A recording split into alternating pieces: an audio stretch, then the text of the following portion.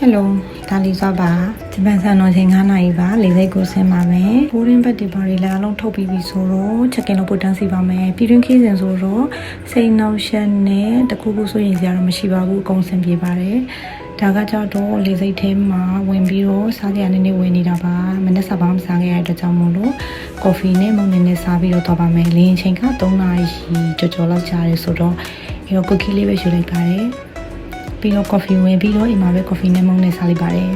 အခု7:55ဆိုတော့လင်းဆက်ထွက်ပါမယ်အိုကီနာဝါကိုရောက်ပါပြီအခုအိုကီနာဝါရောက်တဲ့အတွက်ကြောင့်မို့လို့အထုပ်လက်ကြီးအထားတော့ထုတ်ဖို့တန်းစီနေပါတယ်အခုကကြတော့လေစိတ်ထဲကနေထွက်ပါပြီအိုကီနာဝါကိုရောက်ရှိလာပါပြီအခုကတော့လေစိတ်ထဲမှာအပြင်ကိုထွက်နေတာပါရောက်ကလေးကအကုန်လုံးကလမ်းဘေးမှာပန်းလေးတွေနဲ့ဆိုတော့တူတူနဲ့တော့ကွာနေတာပေါ့နော်နှစ်ယောက်သားတယောက်တလဲစီရိုက်ရင်းနေပဲအပြင်ကိုရောက်ပါပြီသူတို့ကအကုန်လုံးလေတစ်ကတ်တွေလဲကိုကနေကိုအင်တာနက်ကဖြတ်တယ်ဟိုတယ်ဘုကင်နဲ့အကုန်လုံးကိုယ့်ဘက်ကိုလုပ်ပြီးတော့သွားတာဆိုတော့ပုံစံကတော့တုံးတရားမရှိဘူးနော်โอเคနော်ကဆိုပါစားမယ်လို့စဉ်းစားလိုက်တယ်ဒါပေမဲ့မစားပြပဲတုံးကဆိုပဲစားခဲ့ပါတယ်နောက်ပြီးတော့စောင့်နေရရင်နဲ့ဒီဦးမဲဝယ်စားပြီးတော့စောင့်နေဒီမှာကကျတော့12နာရီ30ကားပေါ့နော်ဘတ်ကိုလေးစိတ်ဒီတာမနယ်ရှိကနေပြီးတော့ဟိုတယ်ထိအရောက်ကြိုပြီးကားကဘတ်ကားကမမီလိုက်ဘူး12နာရီ30အဲ့အကြောင်း2နာရီ10မိနစ်ကားကိုစောင့်ရင်းနေလေးစိတ်ထဲမှာ1နာရီခွဲ2နာရီနေပါတော့လေးအောင်ဖြစ်သွားပါတယ်အဲဒီတော့ပြင်းစရာကောင်းတာနဲ့ဖုန်းသုံးရင်မုတ်စားရင်နေပဲစောင့်နေပါတယ်ခုကကြတော့2နာရီထိုးတော့မှဆိုတော့နော်ပြင်ဆင်ပြီးတော့ရှေ့ကဘတ်စကားခိတ်မှာထွက်ဆောင်မယ်လို့စဉ်းစားလိုက်ပါတယ်ကိုကတိုကျိုမှာအေးရဆိုတော့ဆွီရှန်နဲ့ဘောင်းမိရှည်ဝစ်လာတာမိုးကလည်းရွာနေပေါ့နော်လာတဲ့မနေ့ကဒါပေမဲ့အိုကီနာရောက်တဲ့ချိန်မှာပူရတယ်အရန်ပူတယ်အဲ့ချိန်ကဒီကလေစိတ်ထဲမှာတနာရီကျော်ပဲရှိသေးတာဆိုတော့ပေါ့နော်ပူတယ်သူများတွေအကုန်လုံးပါ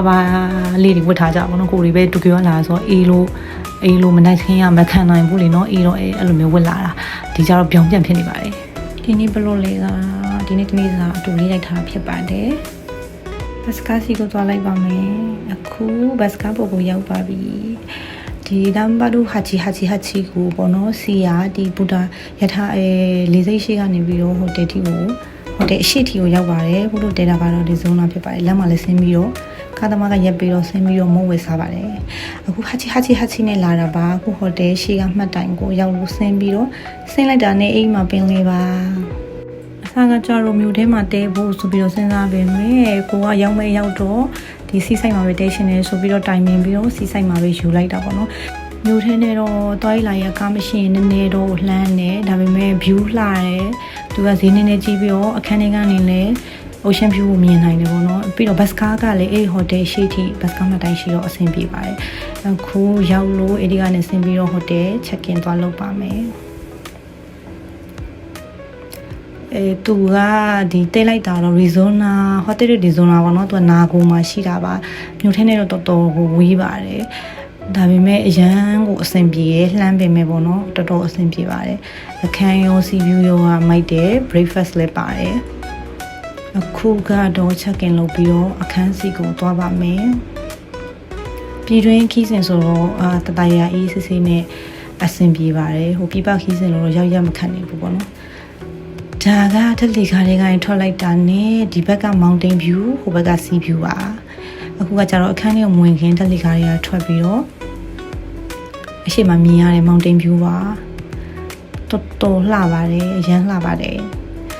အိုကီနာတောင်းမဲ့သူတွေရှိရင်ဒီ hotel ကို recommend ပေးပါတယ်ကိုပါကိုကားပါမယ်ငှားနိုင်မယ်ဆိုလို့ရှိရင်ပိုအဆင်ပြေပါတယ်အခုကအခန်းထဲကိုဝင်ပါမယ်အခန်းရဲ့အရှိမ sea view ဖြစ်ပြီးတော့အခန်းရဲ့အနောက်မှာက ocean view ပါ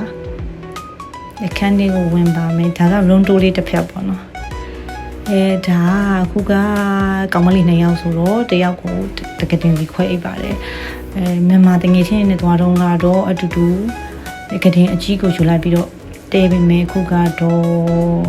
စပယ်မလေးနဲ့ဆိုတော့တယောက်တစ်ခုပါအခန်းကတော်တော်ကျေပြီးတော့9ယောက်ခန်းကိုရထားဖြစ်တဲ့အတွက်အရန်မိုက်ပါတယ်ပြီးတော့ဒီမှာပါ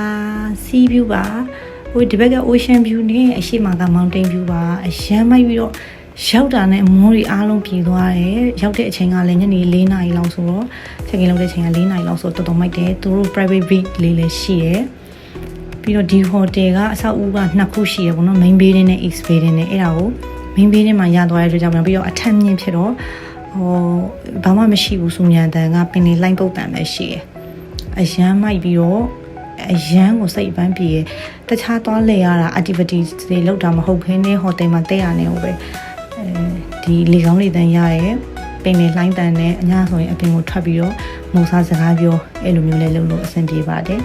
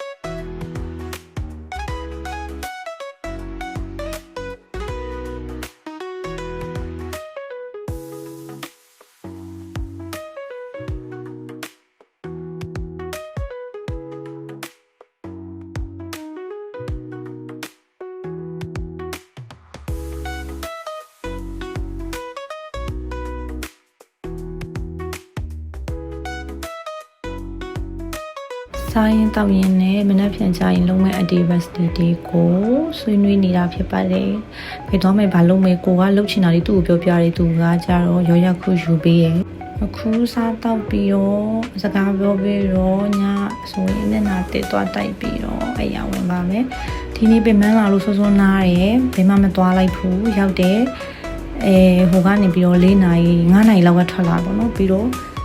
ဒီကို4 နာရီလောက်မှရောက်တယ်ဒါပေမဲ့အဲ့ဒါကစောစောရောက်တယ်တကယ်ဆိုလေးစိတ်မှာ4 over ဖြစ်သွားလို့ပေါ့နော်2 နာရီနေပါတော့အဲ့ဒါနဲ့နာတဲ့တော့တိုက်ပြီးတော့စောစောစကင်ကဲပြီးတော့စောစောအိပ်ရဝင်ပါမယ်ဒီကိုကကြတော့9 ညအိတ်6 ရက်လာတာပေါ့နော်ဒီလေးစိတ်လေးလက်မှတ်ကိုလည်းကိုယ့်ဘာနဲ့ကိုဖြတ်တယ်ဟောတဲ့ဘုကင်လည်းကိုယ့်ဘာနဲ့ကိုယူထားတယ်ပြီးတော့ရှင်သွားမဲ့ရှောက်လေမဲ့ရက်ကိုလည်းဒီဘက်က driver နဲ့ကိုယ့်ဘာနဲ့ကိုချိတ်ထားတယ်ပေါ့နော်ဖြန်မှာဘာတွေဘယ်လိုသွားလုပ်မလဲဆိုတာချက်လိုက်ကြည့်ပေးပါဦးဒီနေ့ကတော့စောစောပဲစားတော့ပြီးတော့အိပ်အောင်ပါမယ်ခန္ဓာကိုယ်တွေလည်းနားနေရဆိုတော့အဲ့ရမှာသွားရင်လာရင်နဲ့ကိုပဲဝက်ချံကတပူးထွက်လာတဲ့အတွက်နဲ့ skin care နဲ့ဝက်ချံဆေးပါတခါလေးလိမ့်ရပါတယ်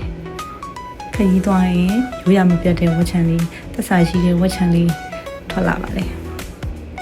ဒီအိုကီနာဝါအခုချိန်ကလည်းဟိုအရင်မပူတော့ဘဲနဲ့ချမ်းတာလည်းမဟုတ်ဘူးတိုကျိုနဲ့တခြားစီနေလို့လည်းကောင်းပြီးတော့ဒီချိန်ကအမိုက်ဆုံးအဲကြောင့်အိုကီနာဝါတောင်းမဲ့သူရှင်10 လပိုင်းသွားပါလို့